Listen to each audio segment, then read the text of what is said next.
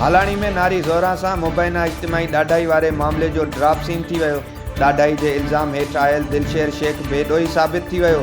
SHO Halani रहमतुल्लाह सोलंकी चयो त नारी मीडिया खे चयो त हुन सां इज्तिमाई ॾाढाई थी आहे, जंहिं बाद SSP नौशेरो फ़िरोज़ नोटिस वठंदे कार्रवाई जी हिदायत जारी कई।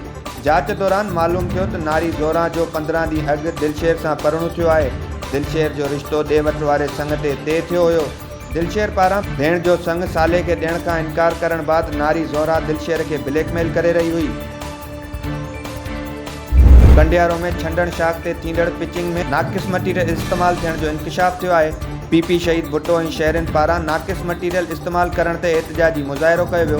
उन मौक़े ते एहतजाजी मुज़ाहिरे जे अॻवान ज़फ़र खोसो, अमीर खोसो ऐं ॿियनि चयो त छंडण शाख जे कपरनि जी थींदड़ पिचिंग में ठेकेदार नाक़िस पत्थर इस्तेमाल करे रहियो आहे।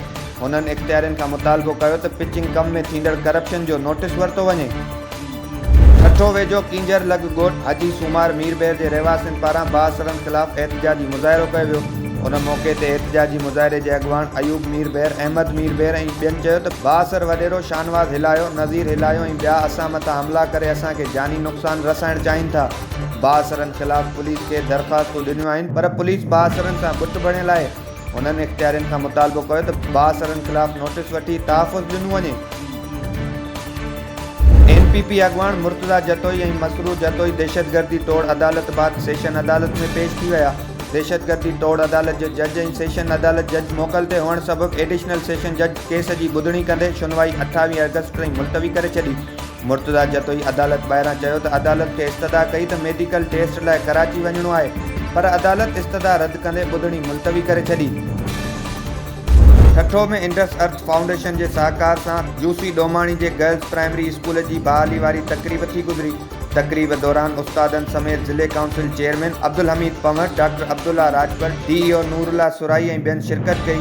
उन मौक़े ते ज़िले काउंसिल चेयरमैन तक़रीब खे ख़िताब कंदे चयो त सिंध हुकूमत तालीमी मयार बहितर बणाइण लाइ 90,000 उस्ताद भर्ती कया आहिनि। बोर्ड में मुतासिर थींदड़ स्कूलनि खे बहाल करण लाइ समाजी तंज़ीम इंडस अर्थ फाउंडेशन पारां स्कूलनि में कमु करायो वियो आहे। स्कूलनि जी मालिकी करणु असांजो फ़र्ज़ु आहे। मटियारी लॻ क़ौमी शाहराह ते जुणेजा बिरादरी जी औरतुनि पारां पुलिस ख़िलाफ़ एहतजाजी धरणो हंयो वियो। धरणे सबबि कराची पंजाब ईंदड़ वेंदड़ ट्रैफ़िक मुअतल थी वई। उन मौक़े ते औरतुनि चयो त असांजे नौजवान खे मटियारी पुलिस बिना ॾोह जे गिरफ़्तार करे वई आहे। शक आहे त पुलिस नौजवान खे पैसनि एवज़ हाफ़ फिराए या फुल फिराए न करे। उन्हनि पुलिस इख़्तियारियुनि खां मुतालबो कयो त नौजवान खे आज़ादु करायो वञे।